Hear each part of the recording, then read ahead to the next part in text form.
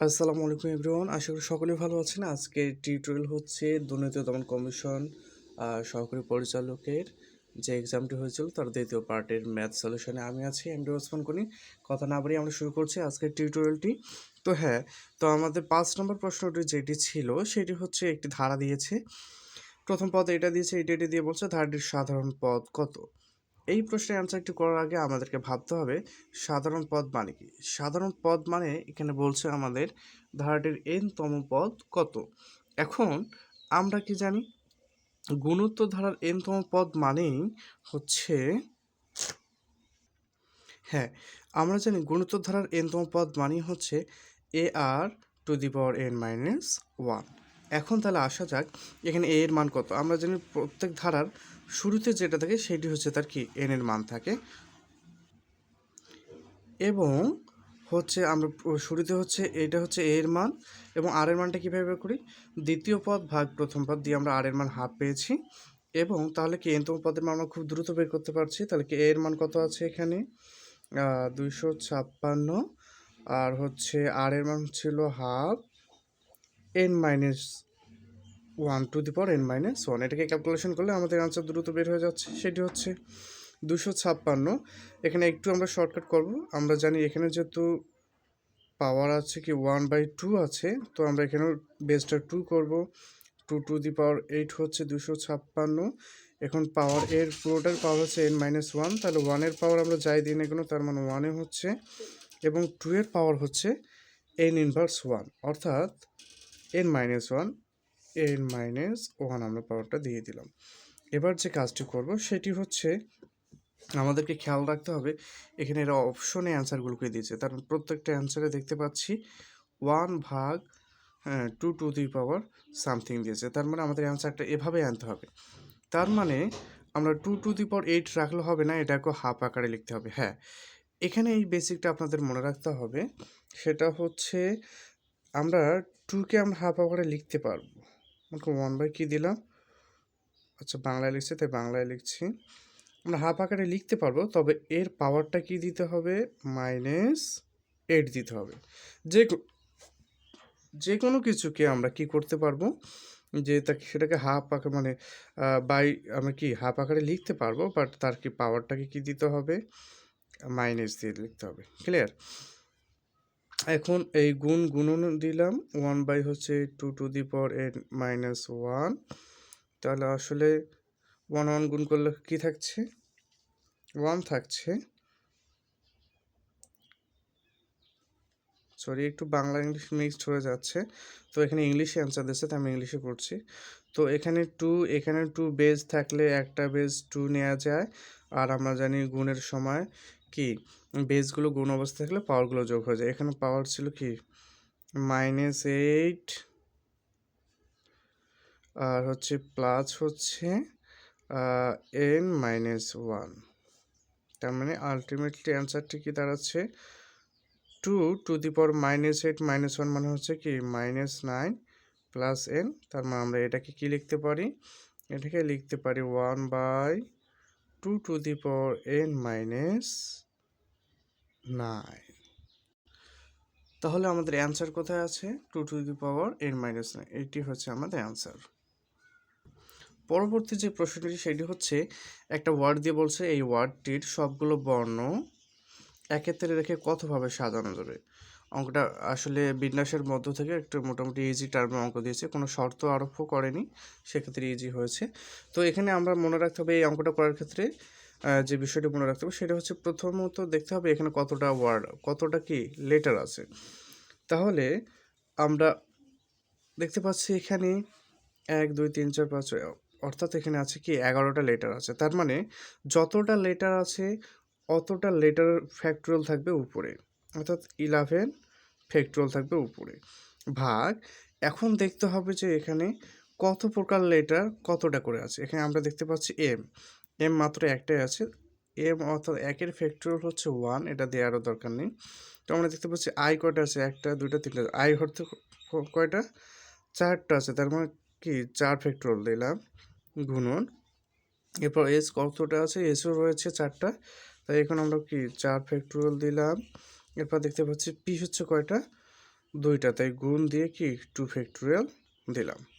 ওকে, তো এই ধরনের অঙ্কগুলো যদি একই মানে নিয়মে আসে, মানে জাস্ট ওয়ার্ড চেঞ্জ করে আমাদের দিয়ে বলতে পারে, যে কোনো একটা ওয়ার্ড দিয়ে বলতে পারে যে শব্দটির সবগুলো বর্ণ একত্রে রেখে কতভাবে সাজানো যাবে, তো সেক্ষেত্রে আমাদের বিষয়টা মনে রাখতে হবে, জাস্ট এইভাবে আমরা করে দিলেই অ্যান্সারটা হয়ে যাবে এইরকম যদি আসে।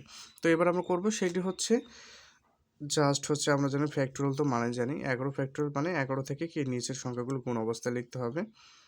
11 গুণন 10 গুণন 9 6 5 এবং এ পর্যায়ে যেটা থাকবে, এবং আমরা এটাকে 4 এর পর আর না ভেঙে জাস্ট 4 ফ্যাক্টোরিয়াল দিয়ে রাখবো। কারণ হচ্ছে আমরা এখানে 4 ফ্যাক্টোরিয়াল আমরা কাটা দিতে পারবো। ওকে, তাহলে কেন আমরা রাখলাম, কারণ 4 ফ্যাক্টোরিয়াল আছে, এখানে 4 ফ্যাক্টোরিয়াল, এটা আমরা কাটা দিতে পারবো। পরবর্তী যে বিষয়টা আমরা মনে রাখবো, আসলে 4 ফ্যাক্টোরিয়াল মান আসলে কি দেখেন, 4 3 2, অর্থাৎ 4 3 2 গুণ করলে কত হয়, 24 হয়। 24 আর 2 গুণ করলে আলটিমেটলি কত হচ্ছে, 48। দ্যাট মিনস এখানে 48 পাচ্ছি। তার মানে 48 যদি পাই, উপরে আমরা 48 আর নিচে 48 যদি কাটা দেওয়া যায় তাহলে খুব সহজ হচ্ছে। তাহলে 6 8 48 এবং কি 4 আর 2 এর গুণফল হচ্ছে কত, 48। দ্যাট মিনস 4 ফ্যাক্টোরিয়াল ইন্টু 2 এর গুণফল হচ্ছে 48, 48 48 আমরা কি কাটা দিলাম। তার মানে এই লাইনটা আমাদের করারই প্রয়োজন নেই, জাস্ট হচ্ছে এখন আমরা জাস্ট এই সংখ্যাগুলো আমরা গুণ করে দেব। তো এই গুণগুলো কীভাবে করব, 10-এর সাথে মূলত প্রথমে 9 গুণ করবো, 9 10 90, 90 আর 7 90 আর যদি আমরা কি 11 গুণ করি কত হচ্ছে, 9 11 990 হয়। 990-এর সাথে যদি আমরা 7 গুণ করি তাহলে আমাদের অ্যান্সার দাঁড়াচ্ছে কত, তার মানে এক কথায় যদি আমরা বলি যে সংখ্যাগুলো বাকি আছে এই সংখ্যাগুলো আমরা গুণ করবো, 5 7 5 7 35 9, এগুলো সবগুলো গুণ করলে টোটালি আসলে অ্যান্সারটি দাঁড়াচ্ছে 3 4 5 5 0। এটি হচ্ছে অ্যান্সার, এটি হচ্ছে আমাদের অ্যান্সার। তাহলে এটি কোন অপশনে দেওয়া আছে, ক নম্বর অপশনে দেওয়া আছে, এটি হচ্ছে আমাদের অ্যান্সার। খুব সহজ বিষয়, এভাবে মনে রাখলে আমাদের অঙ্কগুলো খুব সহজ হবে। এরপর যে আমার পরবর্তী প্রশ্নটি হচ্ছে, কোন শ্রেণী 100 জন পরীক্ষার্থী ছিল, বার্ষিক পরীক্ষায় 94 জন বাংলায় এবং 80 জন গণিতে পাশ করে, 75 জন উভয় বিষয়ে পাশ করলে উভয় বিষয়ে ফেল করেছে কতজন। এই অঙ্কগুলো আমরা দুইভাবে করতে পারি, 1 নম্বর ভেন চিত্রের সাহায্যে করতে পারি, 2 নম্বর হচ্ছে আমরা ন্যাচারাল নিয়মও করতে পারি। সেটি হচ্ছে আসলে ভেন চিত্রে করলে সহজ হয়, বাট সময় সাপেক্ষতার কারণে একটু কঠিন মনে হতে পারে।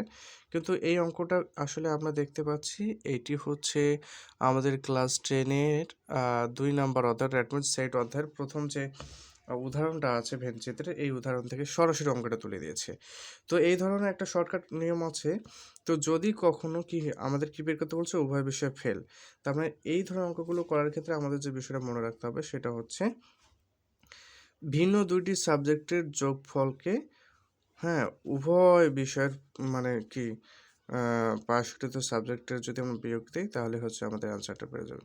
অর্থাৎ কি, বার্ষিক 94 জন, বাংলা কত ছিল, বাংলা ছিল হচ্ছে 94 জন, যোগ হচ্ছে কত, গণিতে পাশ করছে 80 জন, এখানে থেকে টোটাল থেকে যদি আমরা কত, উভয় বিষয়ে পাশ করছে কতজন, 75 জন, তাহলে তাহলে 80 থেকে 75 বাদ দিলে হচ্ছে কত, 5 থাকছে, আর এখানে 94, 5 আর 94 যোগ করলে আসলে 99 হচ্ছে অ্যান্সার। তো টোটাল শিক্ষার্থী কতজন ছিল, টোটাল শিক্ষার্থী ছিল 100 জন। 100 জনের মধ্যে আসলে আমরা দেখতে পাচ্ছি যে 99 জনে উভয় বিষয়কে পাশ করে। তো তাহলে ফেল করবে কতজন উভয় বিষয়ে, তাহলে ফেলের সংখ্যা হচ্ছে 100 বিয়োগ হচ্ছে 99, দ্যাট মিনস হচ্ছে অ্যান্সারটি হচ্ছে 1।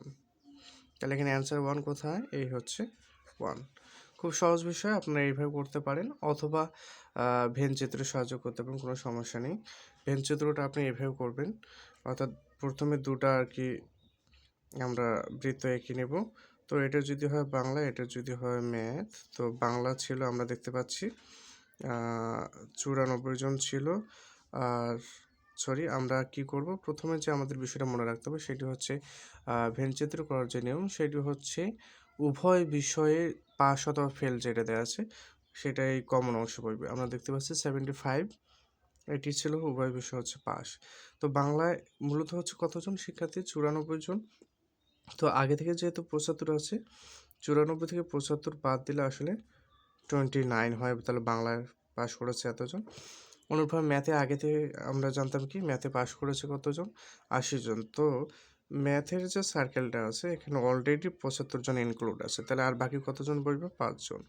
তার মানে এখন এই ভেন চিত্রের মধ্যে যে বিষয়টা হচ্ছে, যে সংখ্যাগুলো ইনক্লুড আছে প্রত্যেকটা হচ্ছে কি পাশকৃত শিক্ষার্থীর সংখ্যা, অর্থাৎ তিনটে যদি যোগ করে দিই 29 প্লাস 75 প্লাস 5, আসলে টোটালি যে অ্যান্সারটি আসে সেটি আমরা দেখতে পাচ্ছি কিসের সংখ্যা, এগুলো হচ্ছে।